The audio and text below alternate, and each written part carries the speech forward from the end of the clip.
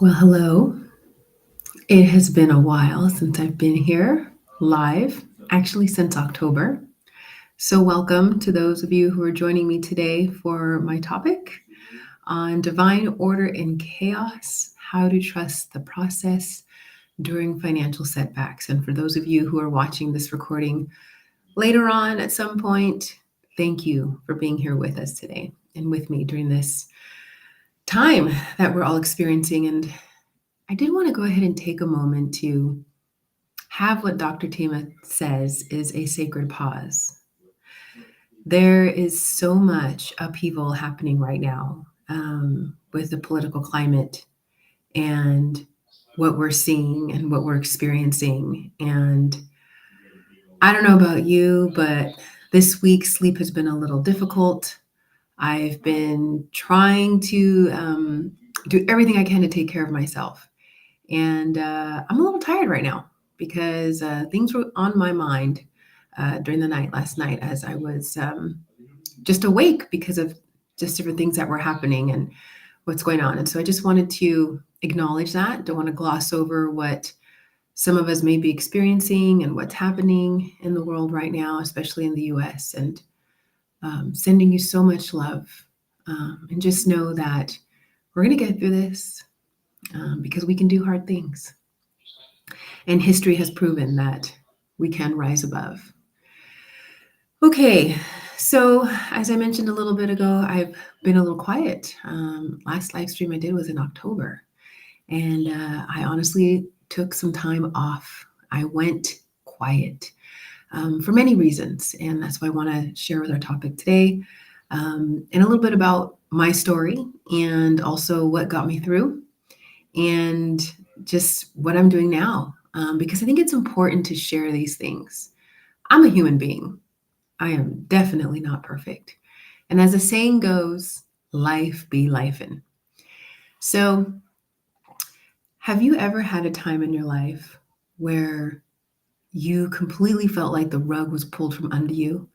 And you had no control, and everything that you thought was the way it was supposed to be was falling apart all around you. And the more you tried to grasp, the further it went. The desperation, the anxiety, sleepless nights, anger, so much fear. That was me, majority of last year. Even when I was coming here in October and throughout the summer and doing lives and posting, you never know what's going on in someone's life, right? So keep that in mind. I'm very, very aware of this even more so now. So what ended up happening was at the end of December 2023, I've always worked full time as I've been building my business, and I left a position that I had unexpectedly, and I didn't have another position lined up. And that definitely was difficult right then and there, but it was something I needed to do for myself. And so that happened early on in the year.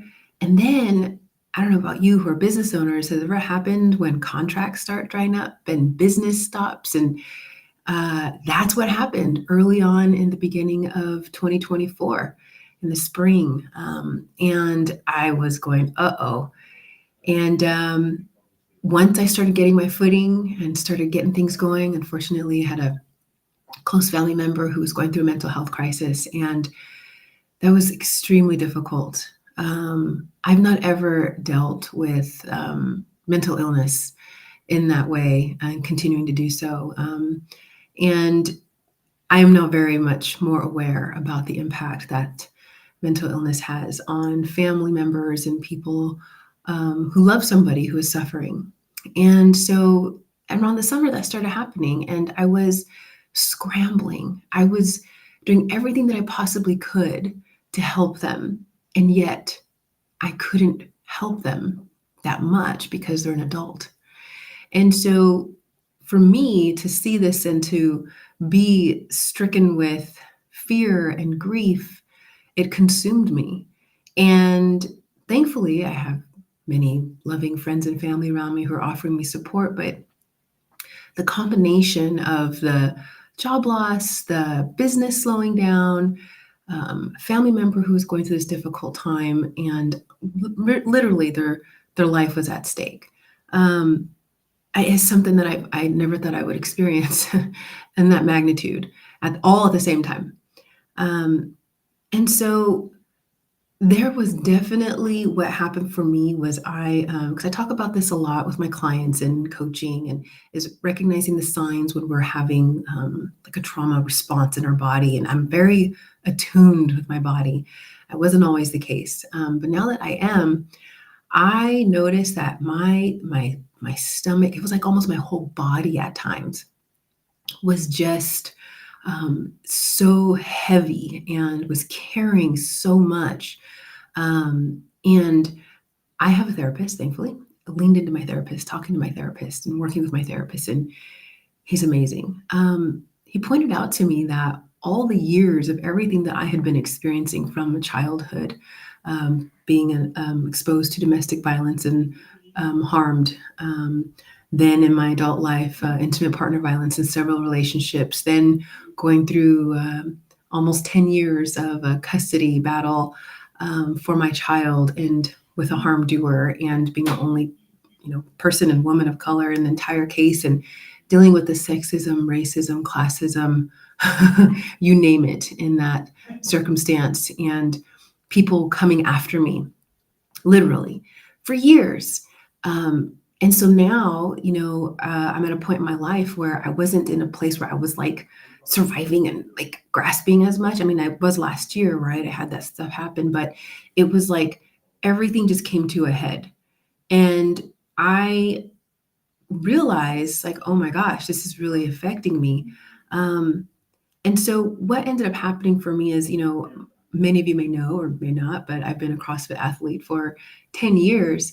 And I actually ended up pulling away from CrossFit. Um, and that affected me, so me, that's always been my outlet, for me to release a lot of the anger and the frustration and the fear, and to just go for it, and to throw a heavy weight around and to run, and that's one form of me releasing trauma from my body. And another form is I'm very big on prayer and meditation as a daily practice. So I exert my energy, and I also go within. So I pulled away from that, and I didn't even have the ability or the energy or the desire. That's what's a trip. I didn't have the desire to work out. And I knew, like, wow, this is something that is even bigger than I even realized, with how affected I was and all the years of experiences that I've had. And so there were definitely times where there were just days where I just cried, and it was grief, grief for all the suffering that I experienced for years. I mean, I'm turned 46 years old in December, looking kind of good. I know I don't look 46, but yes, I'm 46. And just all the years of all of that pain just came up and out. And it was really difficult for me to see the light at the end of the tunnel. It just seemed like every day was never ending. Now I know that I was dealing with some bouts of depression. I never really experienced that before, because I didn't have the ability to, because I was always going to take care of things, to be in action. Um, and so now that I had slowed down, it was definitely, I was experiencing it. Um, and in some of those hardest moments, I just retreated. And what I want to share with on some of the things that I did that got me through those times, hopefully will be helpful to anyone who may be experiencing some difficult times right now. I know so many of us are, like I mentioned earlier, because of the political climate, what's happening in our country, and there could be various reasons in someone's life that we are going through an extremely difficult time where there's loss, and there's grief, and there's regret, and there's all those low frequency fear, anxiety types of energy, right? So I held on to those moments of hope because they would come in. It would be a moment of just even a thought of remembering how life was like before. So back when I had ended my relationship with my harm doer in 2014, I was literally escaping a very abusive and harmful relationship. I was rebuilding my life. I was doing the best that I possibly could, but I was in survival mode, and I was still in a very victimized state, and my life had fallen apart around me.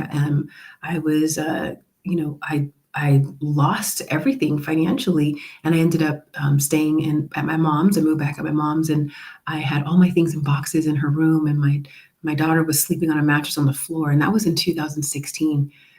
Talk about humbling. Talk about just I thought I was in the depths of despair at that time. Also, I hadn't uh, I'm when I, and those, like I said, today, recently this year, when I would reflect on have those moments of hope, is because I would think back at that time. So I want to invite you to consider, if you're going through something right now and you're struggling and you're like, you're not seeing how things could possibly change because it keeps getting worse. I invite you to consider a time of back when you did lose something, or when you were having to be at a point where you had to rebuild. And it could be at any point in time. We've all had loss, right?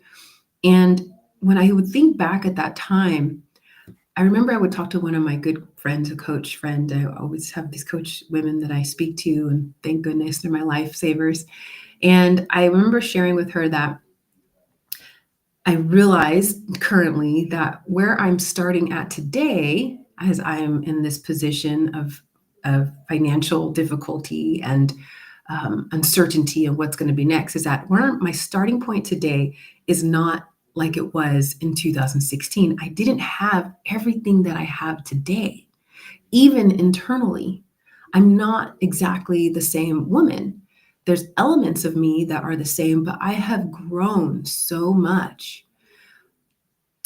The main thing that I have today that I didn't have then is that I have the ability to ground myself, and I know that what I'm experiencing, the emotions that I'm feeling, not going to kill me. I'm not going to die. Back in 2016, I felt like I was going to die when I would feel these emotions. And so I would act and behave and do things to avoid, to numb out. Back then, for me, it was drinking. That was right before I got sober and when I joined AA back in 2016. But right before then, I didn't know how to sit with the emotions, because it literally felt like I was going to die, because I didn't know how to cope through them. I wasn't taught, and I wasn't allowed to express any emotions growing up. So definitely in harmful relationships, I couldn't show any emotion.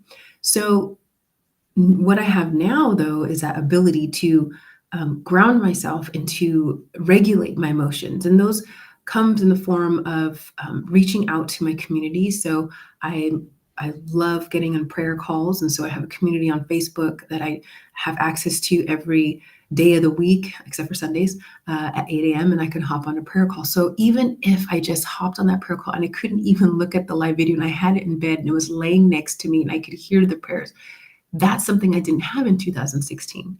I didn't have the circle of women that I have around me now. And I didn't have the ability to know that I could um, take action within a network of people that I know. So back then, I didn't really have a network or people to connect with, and now I do.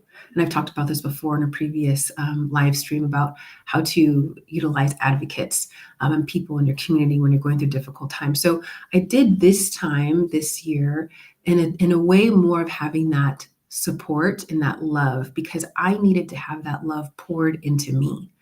Because for years I've been going and pouring out, and have been dealing with so much and so many experiences that have been traumatic for me, that I needed to have that love poured into me. And so I really slowed down and started making things very simple. That's the other thing. When you're going through something really difficult, slow down and make it super simple. Um, my nights could be sleepless. Maybe I'd wake up in the middle of the night and I couldn't sleep. Last night was one of them. And so what learned to do is just you use that time for my meditation.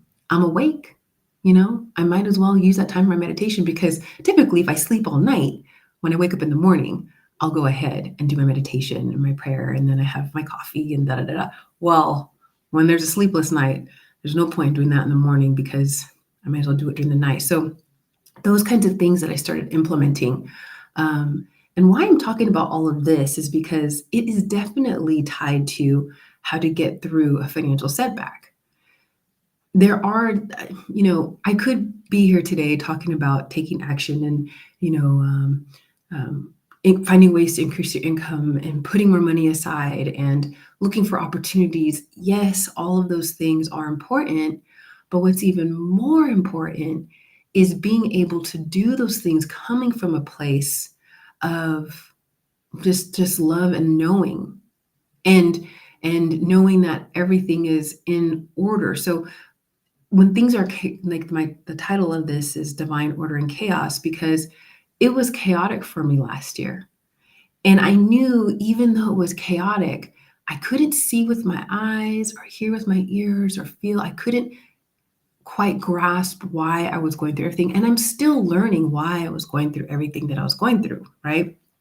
But I knew that there's a and there's the saying that there's a reason, right? Okay, that's true. It's very cliche, but it's a very spiritual um, thing that is happening to us when there is that chaos happening in our life. Now we can choose to have that perspective of it, that it could be a very spiritual experience, or choose to have the perspective that why is this happening to me? Your choice on which way you want to do it. One is definitely going to cause more pain than the other. So for me, when all of these things were happening, it's looking for the clues and finding ways to see what is in it for me in this moment. And so I learned from one of my teachers, Michael Beckwith. He has a book called Life Visioning. If you ever want to read it, it's an amazing book. Highly recommend it. It's Life Visioning by Michael B. Beckwith. And he walks through different meditations and practices you can do when you're in certain experiences like this, when you want to envision your life.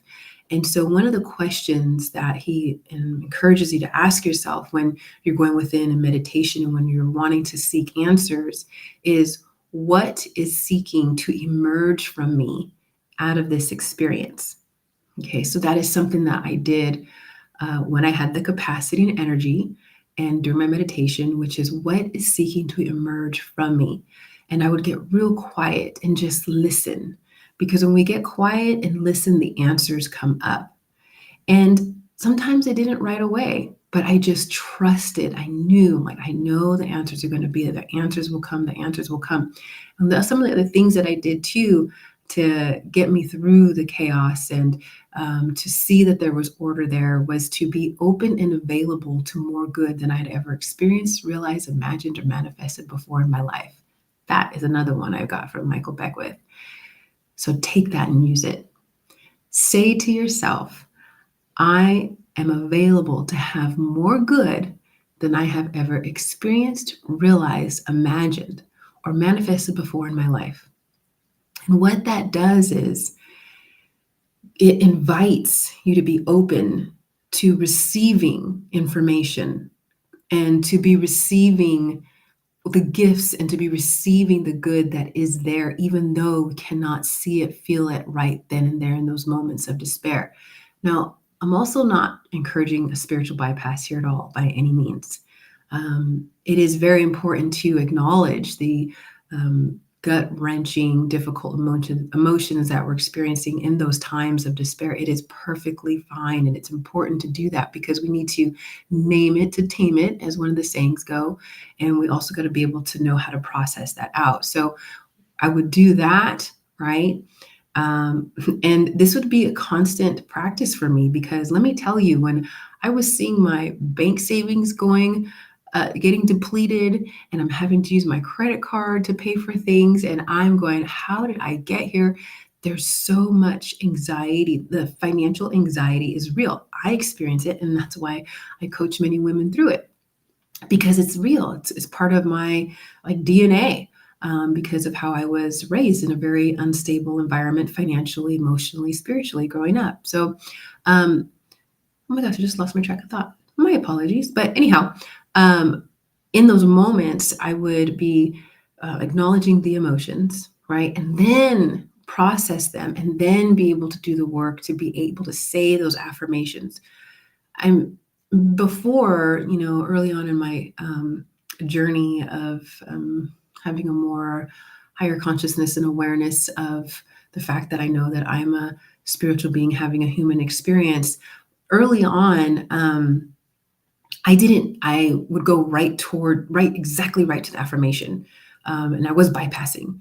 And it wasn't working. It wasn't working because I had all this like pain and suffering and fear that my body was holding on to. So now I've learned, and this is what I coach my clients to do, is to, you know, acknowledge what those emotions are and to find ways to have them move through your body and then be able to do the work of saying the affirmations and coming from a very peaceful and powerful, loving place.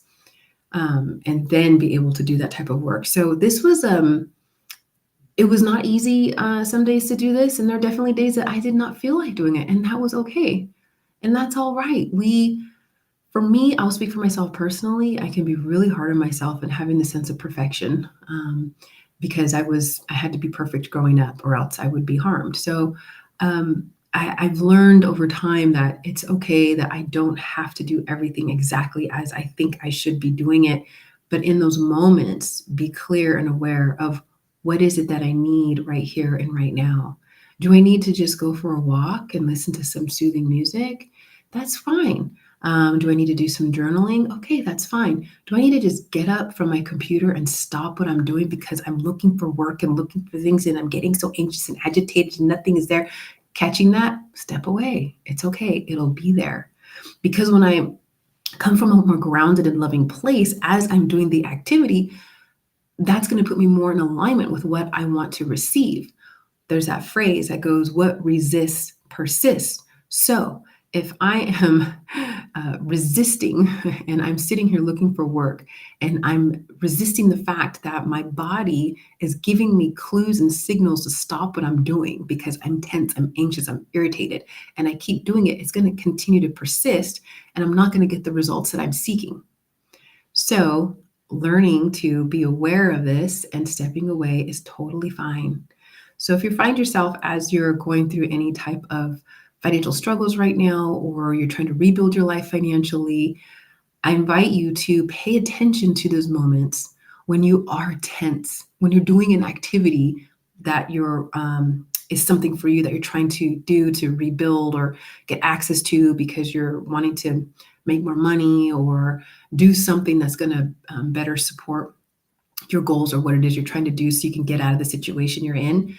Pay close attention to how you're approaching it. And if you're coming from that place of agitation, stop. It's okay. Ground yourself. Come back to when you can be peaceful. Come back to when you can feel a sense of contentment, even if it's just for a few moments. Because even when it is those moments, they're powerful because our energy is powerful. Okay. So if we are not resisting and we process it, we acknowledge, we process, we come back to the activity coming from a place of grounded, loving kindness. When we are interacting with people, even if it's writing a message, even if it's responding to a message, even if it's on the phone call, or even like right now, earlier, I'll be totally honest with you, I was not feeling like coming on this live because I'm tired. I think I slept maybe 3.5, 4 hours last night.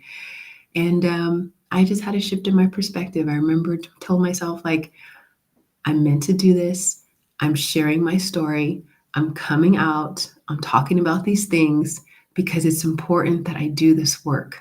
It's important that I speak up because I want you to hear. So anybody who is here right now, who is listening to what I'm talking about, you were meant to hear me. And I was meant to say these things to you. And I'm coming from a very calm, loving, grounded place. I don't know if you can tell by the way I'm talking. I may not have a ton of energy and super hyped up like some of my videos that you've seen me in, but that's okay. I'm also getting over a cold. I was sick for about, I don't know, 5 days. So I'm a little bit of a mess, but I'm happy to be here. So I hope some of these things that I'm sharing with you are helping you, giving you some tips and some ways in which to look at the situation that you're currently in. Even write it down if you want to, all the things that are chaotic, okay? And just know that there's order. There's order. It's like, I heard this before, like think of an avocado. It's an avocado seed. An avocado seed is an avocado seed that when it gets planted, it goes into an avocado tree. All the things are going to be happening for it needs to happen. And whatever's going to happen is going to be put in the ground. It's got to grow. It's got to be watered. And it's going to be an avocado tree no matter what. So no matter what's happening, even if there's a storm, all those things happening, an avocado tree isn't going to, it's the avocado seed. It's not going to change. It's not going to be something else. It's going to be that avocado tree no matter what's happening around it. And so for us and our experience and our lived experience, everything that is happening around us, it does not take away from the purpose of our soul. It does not take away from the purpose of why we're here. So there is a purpose for everything that is happening. And I know in those moments, I know sometimes it's the last thing you want to hear. I had, again, my same coach friend, Vivian, when I would call her in those moments, and she would say, talking about faith. And a couple of times I was like, I know what you're going to say, have faith. I'd be really irritated, but so lovingly irritated with her. And she would laugh and say yes. And so I would get off that call with her and I would hear those words about having faith. So yes, trust and faith. So trust the process that you're in. Be open to receive the clues that are there available for you now. In order to be open to receive those clues, you got to come from a place of being grounded. You got to come from a place of having to work through the fear to let it go, so you're open and available to receive more good, and the answers will come. The answers will come. And eventually you're going to see exactly why you went through what you went through or what you were meant to do in those moments. You never know, and we never know when we're going to be that miracle worker. Okay? So I leave you with that. Thank you for joining me today. I'm happy to be back. There's going to be more content coming along the way. I'm going to keep providing all this kind of information and more, and just my insights and different experiences and what I've learned as a coach. And my takeaway from this last year is that it just completely solidified even more to me about the importance of what I do as a wealth and wellness coach for Black, Indigenous, Latina, and all women of color, especially those of us, and most of us have experienced financial trauma and financial anxiety, and we've had all the racist things happening to us. Yes. Okay. So I understand even more importantly about the relevancy of the work that I'm here to do, and I'm here for you. So have a beautiful, blessed day. I'll be back soon. And please do feel free to message me if you want to share your thoughts about your thoughts on this. And I look forward to hearing from you. You can always send me an email at leah@leahcoaching.com. Like I said, have a beautiful, blessed day. I'm so happy to be back again. Take care.